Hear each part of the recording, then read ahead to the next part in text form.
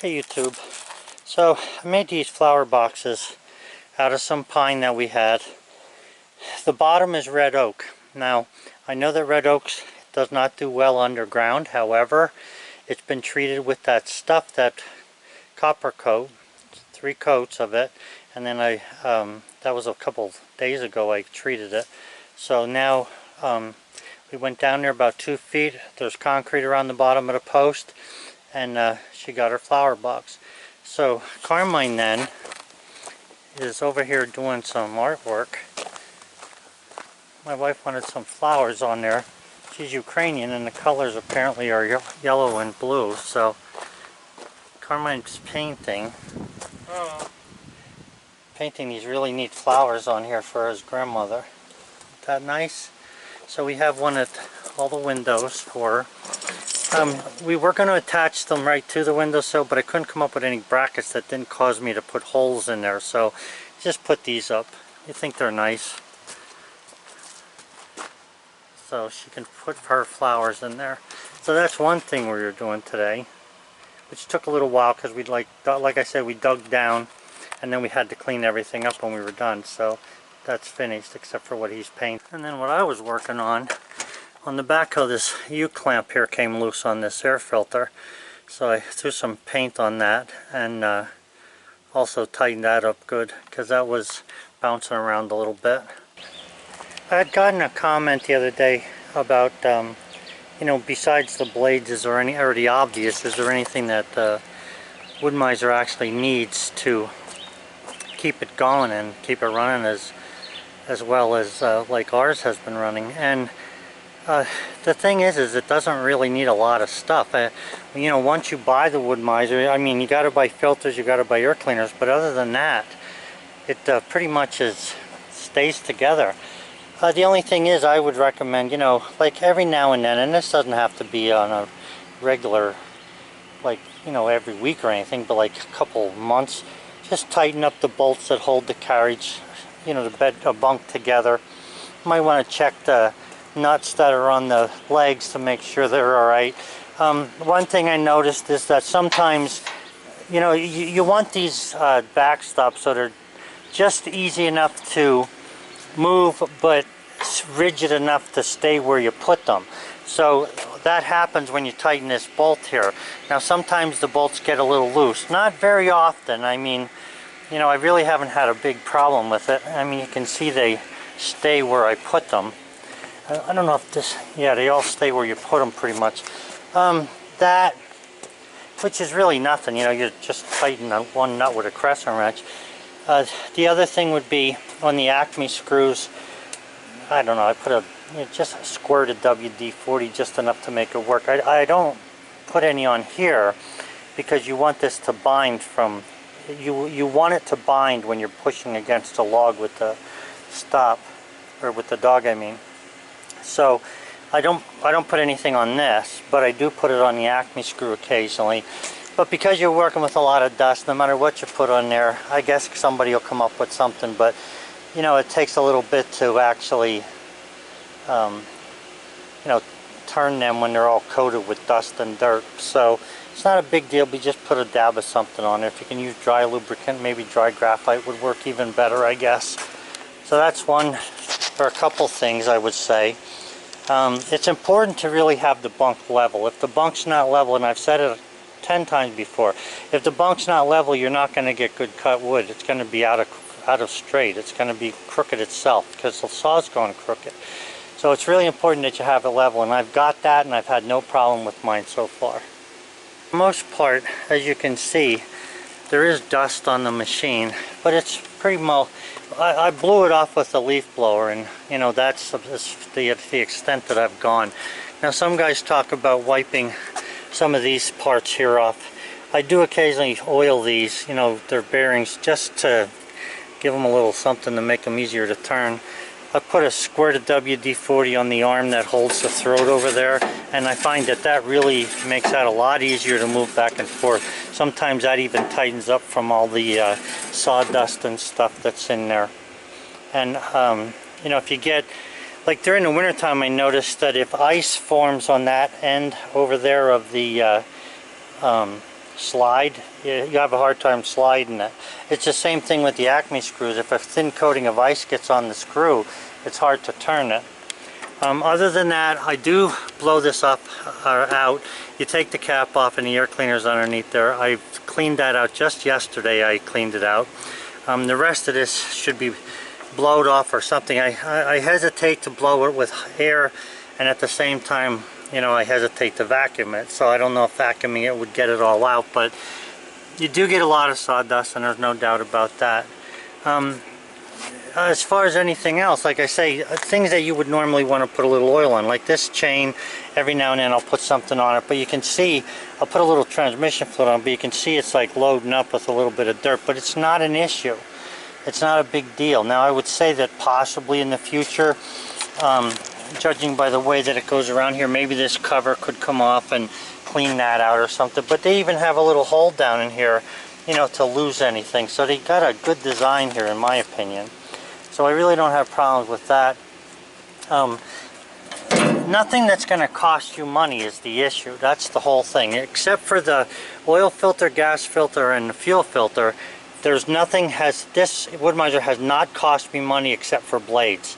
Okay? So there's the regular maintenance item, gas, oil, and air.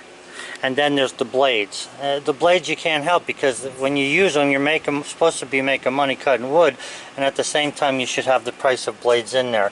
Occasionally you get some stuff, like you can see there's a piece of wood stuck down in there. And you really ought to use a stick or something to get that out of there, because you can cut yourself easily on the teeth of the thing. You know, it doesn't take much to clean that out, blow that out. Usually what I do is I'll take a little bit of something.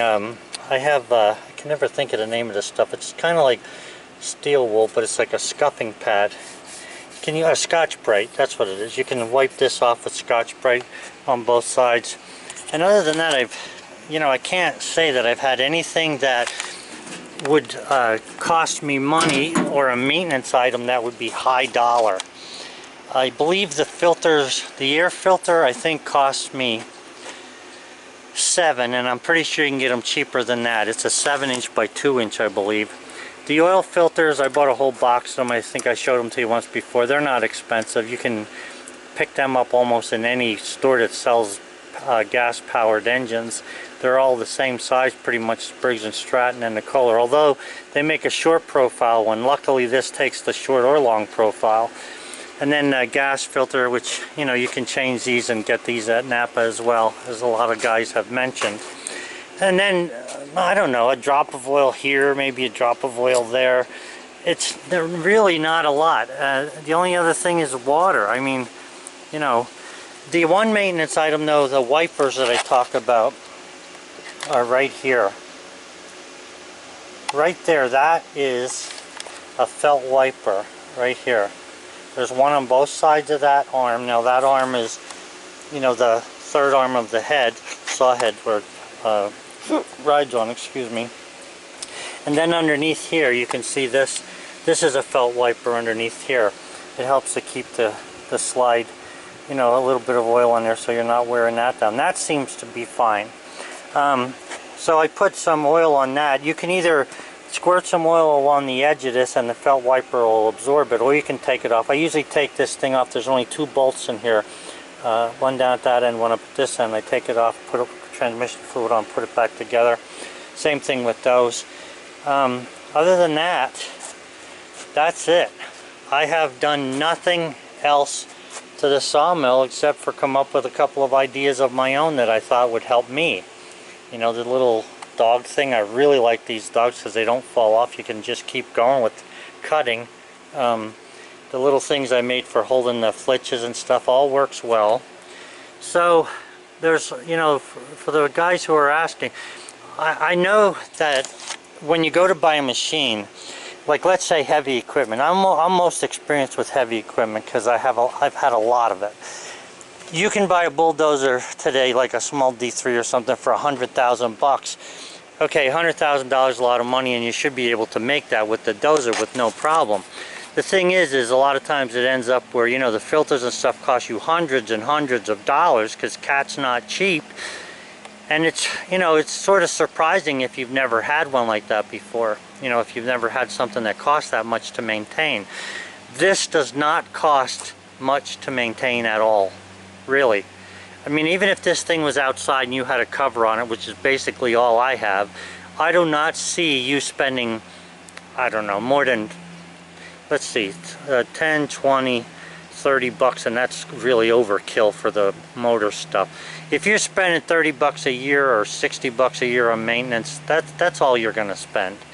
Gasoline, running it hard, runs, I think I can use 2 tankfuls. I believe they're 2.5 gallon tank.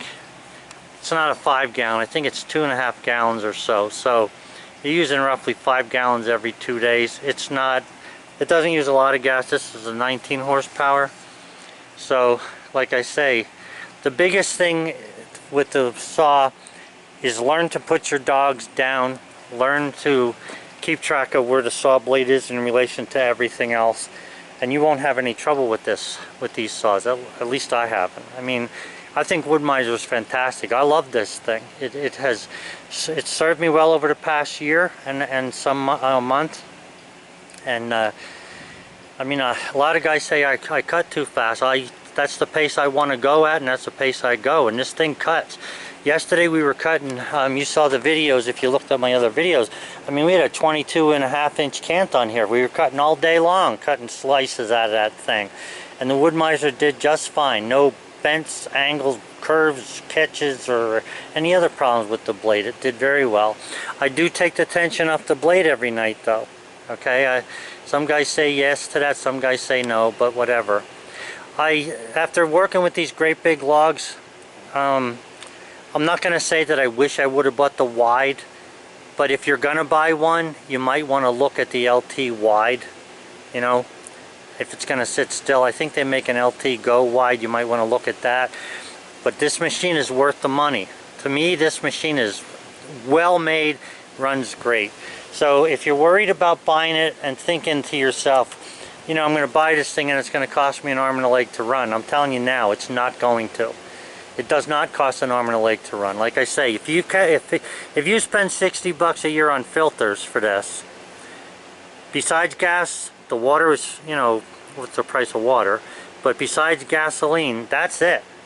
You're not spending a lot of money. 1 quart of transmission fluid will last you about 5 years, because all you're doing is putting a couple drops on these wipers, so you don't need a lot of that. I didn't need any real special tools. I mean, you know, if you don't have any crescent wrenches or stuff, you know, whatever you would need to work on a small motor. So, you know, if you have a regular toolbox and that, you should be set to go. So that's about it, guys. I don't know what else to say about the Wood-Mizer, other than I've been happy with it. I really like it. Oh, as far as the rope goes, a lot of people are concerned about this rope. Hey, I put this rope on here it's the rope that came with the Wood-Mizer. It came off one time because I had a log down here and I didn't see that when I picked the log up it pulled the knot off, just about off, and then when I went to move the carriage it pulled that off, but it doesn't appear that the rope is wearing anywhere. Sometimes when you're cutting in these pulleys, sometimes you get a buildup of sawdust. All I do is take either a screwdriver or a stick, just push it forward or backwards and it cleans that right out of there. And then you're good to go. I did notice that sometimes when it gets wet, it might slip a little when you're trying to turn it, but not always, and it's, you know, it doesn't seem like an issue. It really doesn't. The sawdust, it's the byproducts from the Wood-Mizer, like sawdust. I mean, this is about, what I try to do is mix dirt with the sawdust so it doesn't burn or anything in case it catches fire, but this is probably about 18 inches at the thickest part of sawdust. So if you don't have a place to get rid of it, it can pile up quick, but it's not really an issue. I mean, you can use it for a lot of things. So, alright guys, if you have any questions about that, you know, what I've had problems with or whatever, because maybe I didn't remember everything, just ask in the comments. But, you know, I really like this thing. I really do. I think it's well worth the money. I had said before too that nothing on this has rusted. These little feet down here, They look like they're rusty on the bottom of this, but that's not really rust. That is the juice from the oak. Because you can see there's one right across its neighbor didn't get the juice on it as much as this one did, and you know, that's what happens. But that's it. So I'm satisfied. Alright guys, have a good one.